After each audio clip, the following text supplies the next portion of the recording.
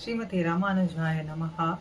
தினமும் வைஷ்ணவம் ராமனுடைய வடிவழகிலே ஈடுபட்டு நேற்றைய தினம் விஸ்வாமித்ரர் முனிவரும் தசரதர் அனுபவித்த விதங்களை நாம் அனுபவித்தோம்.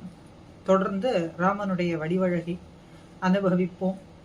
ஸ்ரீராம ராமேதி ரமே ராமே மனோரமே என்ற ஸ்லோகம், ராமன் என்ற சொல்லே மனோரஞ்சகமாக இருக்கின்றது அப்படின்னு காட்டுறார். ராமன் அவனுடைய வடிவழகு அத்தனை ஜீவன்களினுடைய மனசை அப்படியே அபகரிக்கக்கூடியது ஒரு பக்கம் இருக்கட்டும், ராம என்ற இந்த சொல்லே, ரெண்டு சப்தங்களான இந்த சொல்லே அத்தனை ஜீவன்களினுடைய மனசை அபகரிக்கக்கூடியதாக இருக்கின்றதே.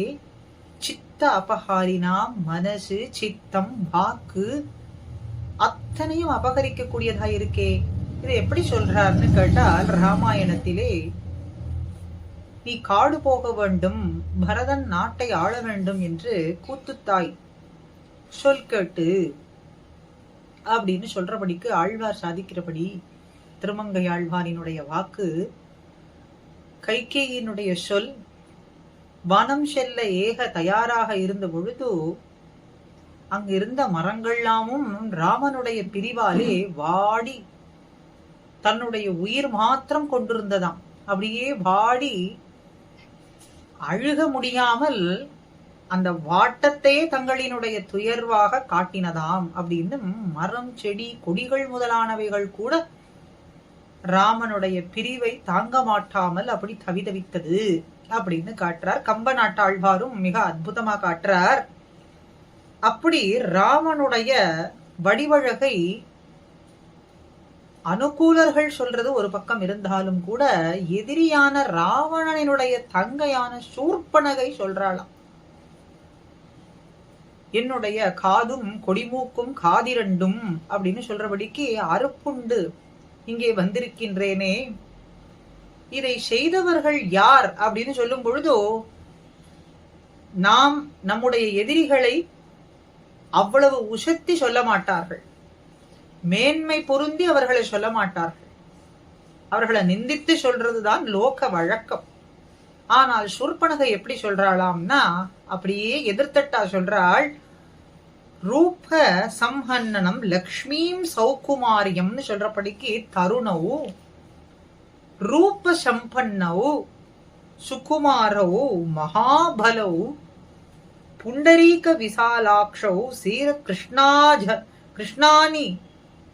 கிருஷ்ணாஜினாம்பரவு கந்தர்வராஜ பிரதிமவு பார்த்திவ வியக்ஞ நான்விதவுன்னு சொல்றாளாம். ரூபம் அப்படியே பார்த்தால் கொள்ளை கொள்ளும்படியா இருக்கு. மனசு, சிந்தனை, வாக்கு, கண்கள் அத்தனை இந்திரியங்களும் அவனிடத்திலே அடிமைப்பட்டு கிடக்க முடியா இருக்கே. திருமேனி பார்த்தால் சௌகுமாரியம் மிகுந்திருக்கக்கூடியவனா இருக்கான், சௌகுமாரியம் தான் இருக்கு. சரி, இவன் பலசாலியாக இருக்க மாட்டானான்னா மகாபலவ், பலசாலியாகவும் இருக்கின்றார்கள்.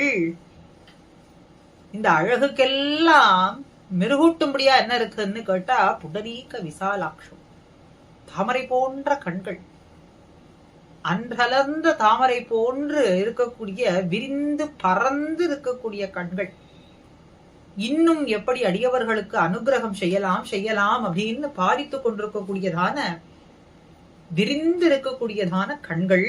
விசாலாட்சவ், வக்ஷஸ்தலமானதும் அப்படியே அழகு ஊட்டும்படியாகவும், கிருஷ்ணாஜினாம்பரவ் என்றும் கந்தர்வ ராஜ பிரதிமவ், இவர்களை பார்த்தா நிச்சயம் கந்தர்களா, தேவர்களா, கிண்ணறர்களா, இவ்வளவு அழகுடையவர்களாக இருக்கின்றார்களே, கொள்ளை கொள்ளும்படியா இருக்கிறார்களே, இவர்களுடைய குணம் இருக்கட்டும், மற்ற எதுவாக இருந்த பொழுதிலும் கூட அவர்களுடைய இந்த வடிவழகுக்கே தோத்து போகும்படியாக இருக்கின்றோமே, அப்படிப்பட்ட ரூப சுகுமாரர்களாக இருக்கின்றார்களே அப்படின்னு ராவணனிடத்திலே வந்து சொல்லும் பொழுது, சூர்பனகையானவள் இப்படி ராம லக்ஷ்மணர்களை வர்ணித்து சொன்னாளாம். ராமனுடைய வடிவழகிலே ஈடுபட்டு. ராமனுடைய வடிவழகிலே அடுத்த பிரதிகூலரான வாலி ஈடுபட்டு பேசினது எப்படி இருந்ததுன்னா, ராமபாணம் பட்டு தான் முடிந்து போகக்கூடிய தருணம் ராமனோடு தர்க்கிக்கும் போது சொல்றானாம், ஓவியத்தை எழுத ஒன்னா உருவத்தாய் அப்படின்னு சொன்னானாம். ஓவியத்திலே எழுத ஒன்னா உருவத்தாய், ஓவியத்தாலே கூட எழுத முடியாததான உருவம் படைத்தவனாயிருக்காயே. ஓவியம்ங்கிறது என்னது, சித்திரம்ங்கிறது என்னது, நம் இஷ்டப்படி நம் கற்பனையிலே தோன்றும்படிக்கு செய்யக்கூடியதான ஒரு விஷயம். அழகு பெற அப்படியே தீட்டி தீட்டி வண்ணங்களாலே தீட்டி தீட்டி அழகு கூட்டும்படியா செய்யக்கூடியதுதான் சித்திரம் அப்படிங்கிறது. அந்த சித்திரத்திலும் கூட எழுத ஒண்ணாதபடியாக இருக்கின்றதாம் ராமனுடைய வடிவழகு. திருவுருவம் சித்திரத்திலும் கூட எழுத ஒண்ணாது, அழகு சேர்க்க முடியாதுன்னா அப்படிப்பட்ட வாச்சா மகோச்சரம்னு சொல்லும்படியா அந்த சித்திரத்திற்கும் மேலே இருக்கின்றது அவனுடைய திருவுருவம். திரு அட்டபுயகரத்து எம்பெருமானிடத்திலே திருமங்கையாழ்வார் மூழ்கி வண்டாடிய தந்துழாயின்னு தாமரை கண்கள் இருந்தவாறு அப்படின்னு எழுது சித்திரம் போலே அப்படியே அந்த எம்பெருமான் எழுந்தருளி இருக்கக்கூடிய நிலையை பார்த்தால் நம்முடைய கண்கள் சித்திரம் போலே நின்றுவிடும். சித்திரத்தை பார்க்கும்போது நம்முடைய கண்கள் எப்படி இருக்கின்றது அப்படியே அவரிடத்திலேயே நின்றுவிடும். அல்லது அந்த சித்திரம் போல இருக்கின்றதாம் அப்படின்னு ஒரு அர்த்தம் கொள்ளலாம். அப்படி அங்கே திருமங்கையாழ்வார் சாதித்தார். இங்கே வாலி சொல்றது ஓவியத்து எழுத ஒன்னா உருவத்தாய், எழுதவே முடியாததான உருவம் எப்படி இருக்கு, ராமனுடைய திருவுருவம் வடிவழகு அப்படின்னு கொண்டாடினான். ராமனுடைய அழகிலே திருவடி ஈடுபட்டு சொன்னது. ஆயதாச்ச சுவ்ருதாச்ச பாகவகா பரிகோபமாக சர்வபூஷண பூஷார்ஹாஹா. தோழழகிலே அப்படியே நெஞ்சை பறிகொடுத்து பேசுகின்றாராம் திருவடி. தோள் கண்டார் தோளே கண்டார்னு சொன்னோமே, தோள் அழகு, தோள் அழகிலேயே ஈடுபட்டு பேசுகின்றார். திரண்ட தோள்கள், புஜங்கள். கம்ப நாட்டாழ்வாரும் சொல்றார், மஞ்சன திரண்ட கோலமேனிய மகளிருக்கு எல்லாம் நஞ்சன தகையவாகி நளிரிரும் பணிக்கு தேம்பாக்க கஞ்சம் ஒத்து அலர்ந்த கண்ணா அப்படின்னு சொல்றார் கம்ப நாட்டாழ்வார். அப்படி இந்த தோள் அழகிலே ஈடுபட்டு இவர்கள்லாம் இப்படி பாரித்து சொல்றார்கள். இப்படி இத்தனை பேர் சொன்னது இருக்கட்டும், ராமனுடைய வடிவழகிலே பிராட்டி ஈடுபட்டு சொல்லக்கூடியதான வார்த்தை என்னன்னா, கண்ணழகையும் நடையழகும் சொல்லி சொல்லி சொல்லி பாரித்து சொல்றாளாம். தம் பத்மதள பத்ராட்சம் சிம்ஹ விக்ராந்த காமினம் தன்யாக பஷ்யந்தி மே நாத்தம் கிருதஜ்யம் பிரியவாதினம். பத்மதள பத்ராட்சம் அப்படின்னு நம்மாழ்வார் திருவாய்மொழியிலே செங்கமல தளர் போலும் கண் கை கால் செங்கனிவாய் அக்கமலத்திலை போலும் திருமேனி அடிகளுக்கே அப்படின்னு சொன்னாரே, அதை ஒட்டியே வால்மீகி பகவான் இங்கே அருளி இருக்கார். சீதா பிராட்டி சொன்னது போலே அப்படின்னு பெரியோர்கள் எல்லாமும் நமக்கு சாதிக்கின்றார்கள். எப்படின்னா, வடமொழியிலே அக்ஷம் அப்படிங்கிற சொல்லுக்கு இரண்டு பொருள் உண்டு அப்படின்னு நிகண்டூலே தெரிகின்றது. பத்மதள பத்ராட்சம் அப்படிங்கிற இடத்திலே இரண்டு பொருள் சொல்லும் பொழுது, பத்மதளம் போன்ற கண்ணழகு உடையவர், பத்மம்னா தாமரை, பத்மதளம் போன்ற கண்ணழகு உடையவர். பத்ம பத்திரம் ரெண்டும் ஒன்றுதான். பத்மதளம் பத்ம பத்திரம். பத்மதளம்னு சொல்லும் பொழுது கண்ணழகை உடையவர், பத்ம பத்திரம்னு சொல்லும் பொழுது தாமரை இலை போன்ற திருமேனி வடிவழகை கொண்டவர் அப்படின்னு நம்மாழ்வார் பாசுரத்தை ஒட்டி சாதித்ததாகவே நாம் கொள்ளலாம். நாச்சியாரான ஆண்டாள் மனத்துக்கினியானை பாடவும் என்று சொல்றாள். திருநாமம் சாத்தினது பொல்லா அரக்கனை கிள்ளி களைந்தானை அப்படின்னு சொன்னவள் தான் மனத்துக்கினியானை அப்படின்னு சொல்றாள். சினத்தினால் தென்னிலங்கை கோமானை செத்த மனத்துக்கினியான் அப்படின்னு சொல்றாளே, இதனுடைய உட்கருத்து என்ன அப்படின்னு கேட்டால், பஞ்சர சிவக்கும் என்கார் பாவையை பிரித்த பாவி, பிராட்டியை பிரித்த பாவியானவன் ராவணன். அந்த ராவணனை கொன்றே ஒழித்து விட வேண்டும் அப்படின்னு ராமனுடைய திருவுள்ளம் இருந்தது அப்படின்னு சொன்னாலும் கூட, கடலிலே அணை கட்டித்தான் அவர் லங்கைக்கு வர வேண்டும் அப்படிங்கிற அவசியம் இல்லை. நினைத்த மாத்திரத்திலேயே ராவணனை அப்படியே புசுக்கி இருக்க முடியும்.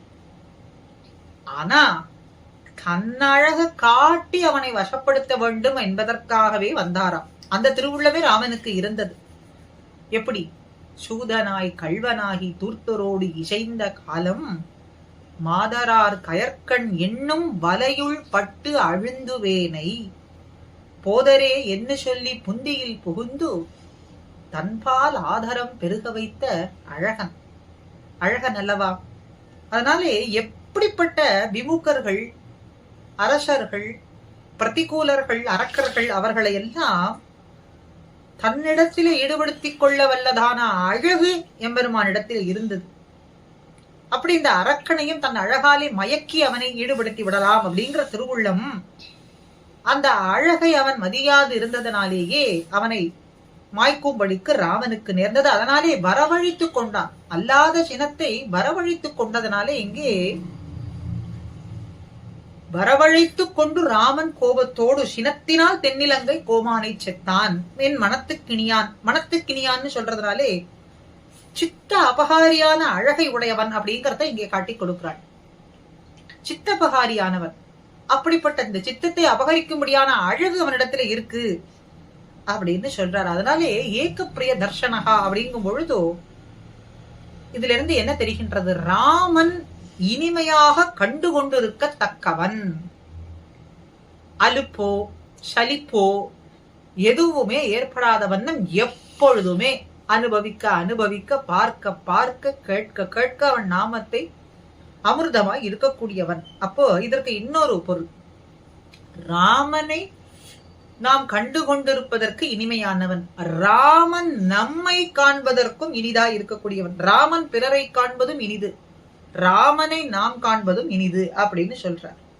எச்ச ராமம் ந பச்யேத்து எஞ்ச ராமோ ந பஷ்யதி நிந்திதஸ்ஸ வசேல் லோகே ஸ்வாத்மாப்யேனம் விக்ரஹதேன். ஸ்லோகத்துல என்ன சொல்ற? ராமனை காணாதவனும் ராமனால் காணப்படாதவனும் இந்த உலகத்திலே நிந்திக்க தகுந்தவனாக ஆகின்றான். அதனாலே ராமனை காண்பது போலே ராமனால் காணப்பெறுவதும் உயர்ந்த புருஷார்த்தம். அதனாலே ஏக பிரிய தர்ஷனகா, ராமனை காண்பது இனிதுன்னு சொல்றதுனால ராமன் பிறரை காண்பதும் இனிது அந்த அவனுடைய கண்களாலே அப்படின்னு சொல்றார். இதற்கு ஒரு திருஷ்டாந்தம் சொல்ல முடியுமான்னா, சபரியினுடைய ஆசிரமத்துக்கு எழுந்தருளி அவளை கடாட்சித்து கொண்டே சொல்றானாம் ராமன். சக்ஷுஷா தவ சௌமியேன பூதாஸ்மி ரகுநந்தனான். ராமா, உன்னுடைய குளிர்ந்த கடாட்சமானது என் மீது பட்டவாறே நான் பரமசுத்தி பெற்றவளாய் ஆனேன். எப்படி?